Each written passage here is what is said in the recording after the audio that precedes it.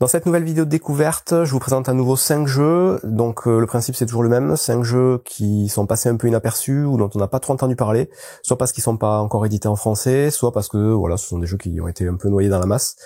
Donc de mon point de vue, encore une fois. Et ce sont 5 jeux à chaque fois qui partagent un point commun. Et donc ici, ce sont 5 jeux de déduction.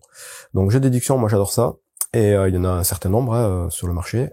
Et ceux-là, pour une fois, il y en a quelques-uns qui sont un peu connus, mais je voulais quand même y revenir dessus parce que je les trouve vraiment super intéressants. Donc, ce sont que des jeux assez excellents. Il y en a donc 2 qui n'existent pas encore en français, c'est Paint the Roses et Ookie. Les 3 autres sont trouvables avec différentes éditions en français. Et donc je vous présente ça rapidement pour que vous voyez si ça peut vous intéresser.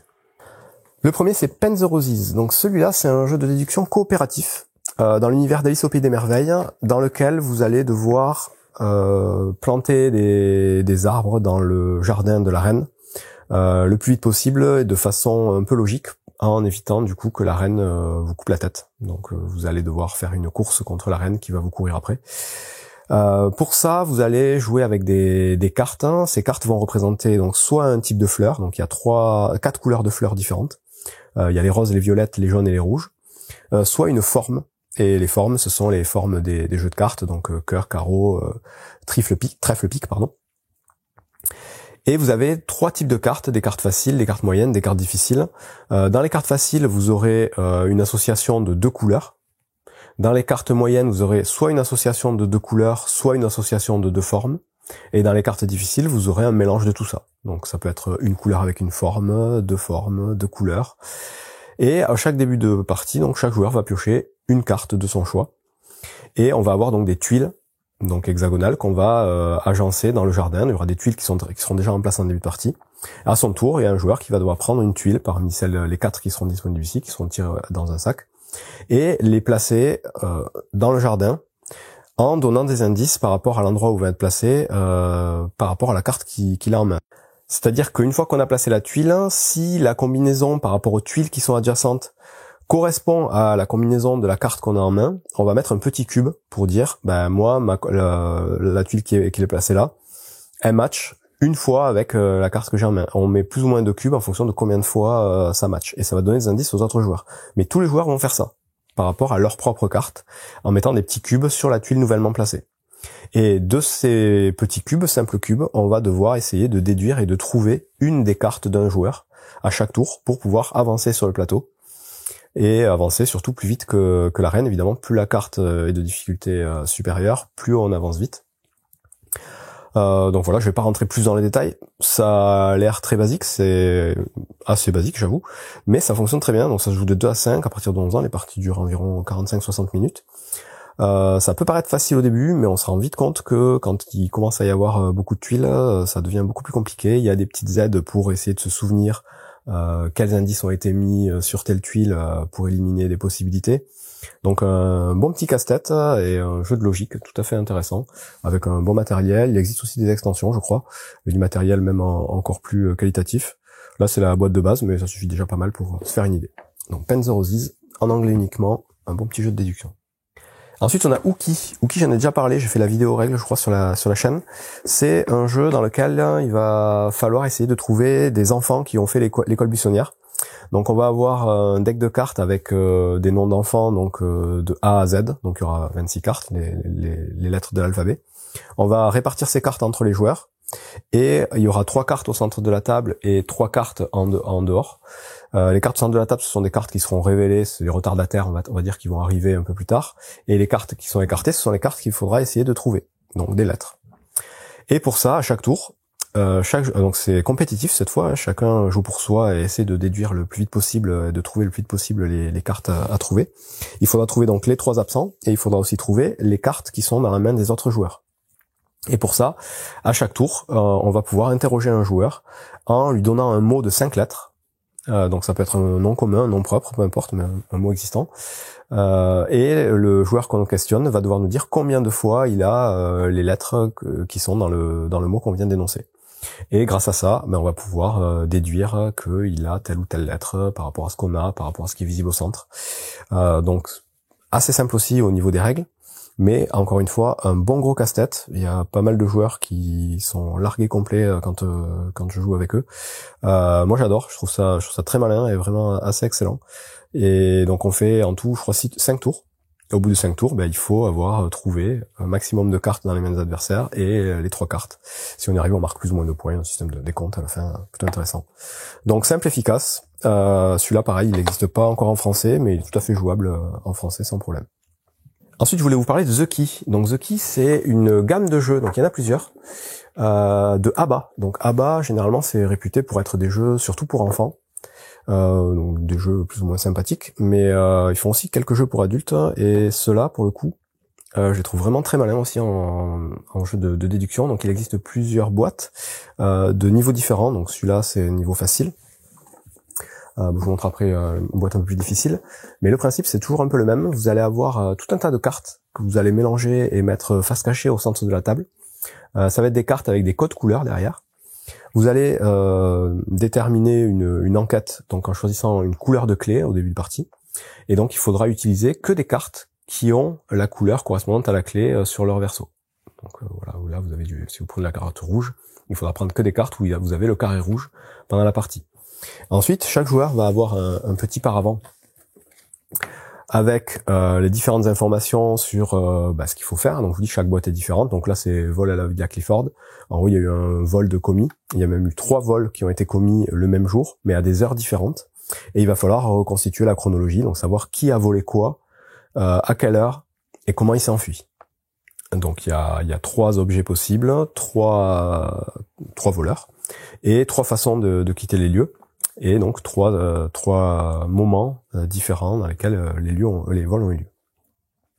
Pour ça, donc, ça va être un jeu en temps réel, où chaque joueur va devoir, au top départ, aller chercher des cartes au milieu, donc correspondant, je vous dis, à la couleur de la clé, et regarder l'indice qui est fourni. Ces indices, ils peuvent être de différentes formes. Ça peut être des indices sur le moment où tel objet a été volé, ça peut être des indices sur le moyen de transport. Il y a plusieurs façons donc d'avoir les indices. Vous avez un petit livret qui vous donne les différentes empreintes digitales des personnages. Donc vous avez des indices qui vous donnent des empreintes partielles. Il va falloir comparer avec votre petit livret. De la même façon, vous allez avoir un certain nombre d'objets appartenant au personnage.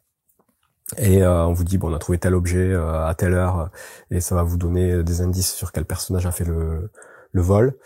Voilà, plein de petites choses comme ça. On vous dit aussi des fois clairement, ce personnage a volé tel objet. Boum, ça vous fait un indice direct. Et vous allez avoir un petit stylo effaçable que vous allez pouvoir utiliser pour entourer, cocher, essayer de déduire un peu tout ce que vous voulez. Comme vous dit, c'est en temps réel, donc il faut aller le plus vite possible.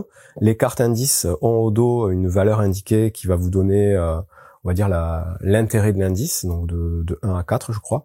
Plus l'indice est important, donc plus le numéro est élevé, plus il va vous faire progresser dans l'enquête, mais plus il vous fera perdre de points à la fin de la partie, parce que là, à la fin de la partie, c'est pas le plus rapide qui va gagner, c'est celui qui aura dépensé le moins de points d'indice.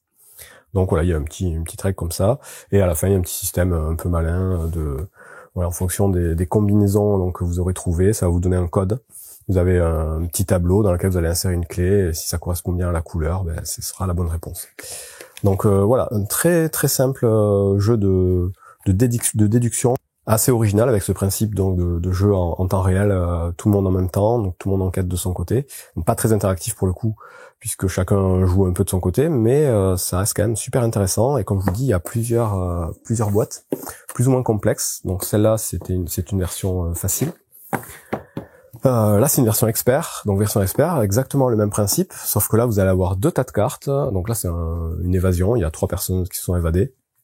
Il va falloir trouver comment ils sont évadés, quels étaient leurs complices. Donc il y a des cartes avec des complices. Il peut y avoir 2 complices par personne évadée. Dans quel plan qu'ils sont allés après l'évasion, comment ils ont fait. Donc là, vous avez une carte, un plan de la ville, vous avez des indices sur les directions qu'ils ont pris quand ils sont partis. Enfin, il y a tout un tas de choses qui viennent se rajouter, mais toujours avec la même mécanique de temps réel et d'aller piocher les cartes au centre de la table. Et donc ça en fait, je vous dis, une super gamme de jeux de déduction, vraiment vraiment très intéressante, dont je crois on ne parle pas beaucoup. Donc voilà, je voulais en parler. Autre jeu excellent dont on n'a pas trop entendu parler, c'est Invité à éviter. Donc Invité à éviter, c'est du pur Cluedo, mais vraiment revisité, avec des mécaniques bien plus intéressantes, bien plus poussées. Donc c'est vraiment le Cluedo 2.0. Donc un jeu dans lequel il y a eu un meurtre, évidemment. Donc là, c'est le docteur, l'affaire Walton, donc Monsieur Walton, un riche personnage assez détestable qui s'est fait assassiner, et donc il y a divers enquêteurs, donc vous et les autres joueurs avec qui vous jouerez, qui vont venir interroger donc dans la villa de Monsieur Walton, tous les personnages pour essayer de déterminer donc qui a commis le meurtre, avec quel objet, quel est son mobile et comment il s'y est pris. Donc pour ça, vous allez avoir une superbe feuille dans laquelle vous avez les différents personnages, leurs différents mobiles. Vous avez un plan de la villa et vous allez avoir les différents types d'armes qui ont pu être utilisés. Vous allez avoir des indices sur les traces, donc il y a des traces qui correspondent à certains types d'armes ou pas. Et ça va être un jeu à base de cartes, donc il y aura différents scénarios. C'est le seul petit point négatif du jeu, c'est qu'au niveau de la mise en place, il va falloir trier les cartes au début pour lancer tel ou tel scénario, avec des niveaux de difficulté différents. Et ensuite, ces cartes, ça va être des indices que vous allez pouvoir demander. Donc à chaque tour, vous allez pouvoir demander des indices soit sur un lieu, soit sur un personnage, et les joueurs vont avoir une main de cartes, et ceux qui ont des indices correspondant à ce que vous demandez vont pouvoir vous proposer ces indices, et chaque carte indice a un certain niveau aussi, donc niveau d'intérêt. On va vous proposer ces cartes, et vous allez pouvoir les échanger avec les cartes de votre main pour récupérer du coup de nouveaux indices et avoir des informations sur ce qui s'est passé. Donc on va vous dire par exemple tel personnage affirme avoir été dans le salon à l'heure du crime. Le problème, c'est que évidemment le meurtrier est un menteur, donc tout ce qu'il va vous dire ce sera un mensonge. Tous les autres disent obligatoirement la vérité, sauf dans certaines parties un peu évoluées où le meurtrier a aussi un complice qui peut aussi mentir. Donc ça devient assez vite compliqué. Mais c'est vraiment super interactif là pour le coup. Vous allez vraiment devoir donner des indices aux autres joueurs, mais essayer de donner les indices les moins intéressants ou ceux qui sont déjà connus. Avec ce système de cartes, je vous dis, assez malin. Donc voilà, un super jeu qui ressemble beaucoup au Cluedo dans le thème, mais avec une mécanique un peu réinventée. Enfin, le dernier jeu que je voulais vous présenter dans cette catégorie, c'est Mini Meurtre en mer. Donc là aussi, excellent jeu de déduction. Donc là, on est sur un bateau, il y a eu un meurtre à minuit, et vous allez devoir enquêter. Donc pareil, c'est compétitif, chacun joue pour soi. Vous allez avoir un grand plateau avec les différents ponts du bateau, les différents lieux, dans lesquels vous allez devoir déplacer votre personnage. Il y a tout un tas de témoins et de personnages sur le bateau qui peuvent être du coup les meurtriers. Et il va falloir du coup dépenser des points d'action pour aller chercher des indices. Les indices, vous aurez à chaque fois la possibilité, en dépensant des points d'action supplémentaires, de les garder privés ou alors de les rendre publics pour économiser des points d'action. Vous avez une grande feuille comme celle-ci où on va vous donner du coup les informations qu'il faudra noter en fonction de ce que vous voyez vous et de ce que vous disent les autres. Il va falloir trouver à chaque fois évidemment le même principe, le suspect, le mobile, le mode opératoire. Et tout ça dans un temps limité, toute la durée du trajet. Très important, donc ça c'est la première édition qui est venue ensuite avec une extension qui s'appelle Mini Meurtre en mer le jour et la nuit, qui est très importante parce qu'elle modifie les règles du jeu, elle les améliore vraiment beaucoup, donc il faut vraiment jouer avec, et en plus elle apporte évidemment des nouveaux scénarios un peu plus loufoques, un peu plus sympas, avec des choses un peu mystérieuses, des vampires, des acteurs, des trucs, enfin les scénarios sont vraiment sympas. Et il y a eu une réédition du jeu qui du coup inclut les nouvelles règles, les nouveaux scénarios, et qui du coup, c'est toutefois la dernière édition, normalement vous avez tout ce qu'il faut pour jouer comme il faut. Donc voilà, encore un très très bon jeu, donc de 2 à 6 à partir de 12 ans, 60-90 minutes, je suis pas précisé pour les autres, mais c'est à peu près toujours pareil, de 2 à 6, là c'est 3 à 5 par contre, là c'est 1 à 4, et là c'est 2 à 5. Donc voilà, pour cette sélection de jeux de déduction, tous très très bons. Donc voilà, si vous aimez ce genre de jeu et que vous connaissez pas ces jeux-là, je vous invite à vous y pencher, ça vaut vraiment le coup. Bon jeu.